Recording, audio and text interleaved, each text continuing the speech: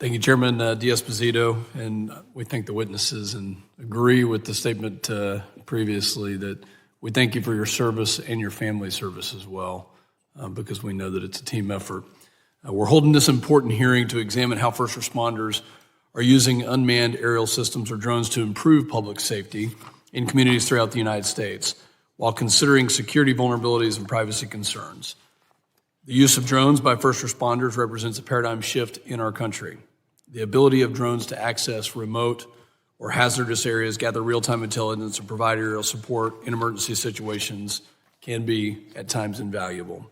In recent years, first responders have increasingly turned to drones to amplify their operations, response times, efficiency, and safety. Law enforcement agencies utilize drones in a variety of ways, from special weapons and tactics or SWAT operations to search and rescue missions, as well as to provide situational awareness and added community safety for major events like the Super Bowl, the World Series, and other sporting events where tens of thousands of Americans gather together. Law enforcement agencies are also bringing policing to the future with programs like mobile drones as first responders, a program to kit out marked patrol units with drones to respond to urgent calls like foot pursuits or violent crimes in progress.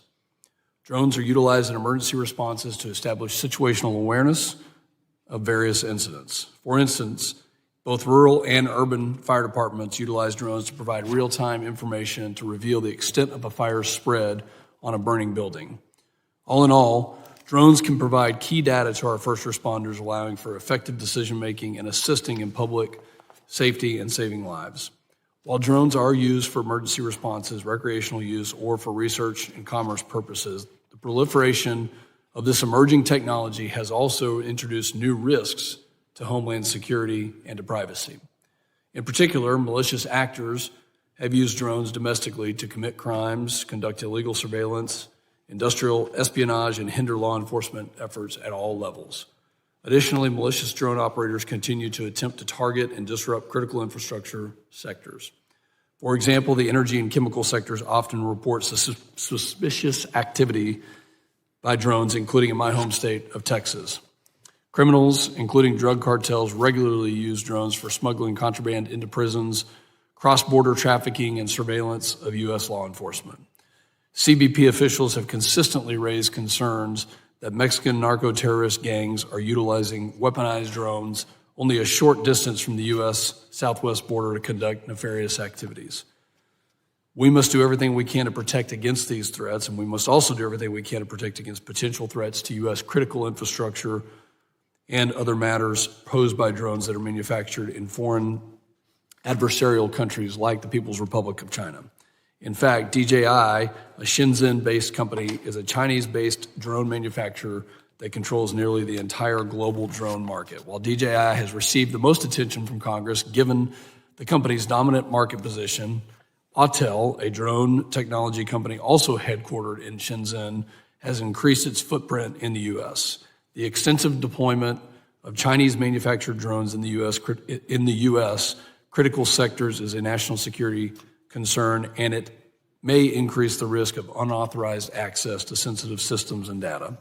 Multiple U.S. federal departments and agencies have already warned against or banned the procurement of certain drones originating in the PRC in recognition of the threats they pose. Most recently, in January of 2024, the Cybersecurity and Infrastructure Agency and the Federal Bureau of Investigation shared that Chinese-manufactured UAS pose a threat to critical infrastructure and provided guidance for drone procurement. The advisory, in part, states that the use of Chinese-manufactured drones in critical infrastructure operations risks exposing sensitive information to PRC authorities, jeopardizing U.S. national security, economic security, and public health and safety. Further, the Department of Commerce placed DJI on the Entity List, and the Department of Treasury placed DJI on the Office of Foreign Assets Control's list of Chinese technology businesses that have a nexus to PRC's military-industrial complex. These lists restrict U.S.-based business investments in DJI due to claims of support of human rights abuses against China's Uyghur Muslim population. State, local, tribal, and territorial law enforcement agencies nationwide have increasingly turned to DJI drones without adequately considering the potential cybersecurity risk and broader national security implications. Florida, Arkansas, Tennessee, and Mississippi all successfully have taken steps to prevent law enforcement agencies in their state from procuring drones that are manufactured in the PRC. And I would strongly urge other states to follow suit and find ways to not be dependent on the PRC manufactured drones. As has been stated before, it is not good public policy to rely upon the goodwill of a strategic foreign competitor, which is known for using supply chain control as a weapon of war and is beholden to the PRC's military and national security laws for public safety drones. And I couldn't agree anymore.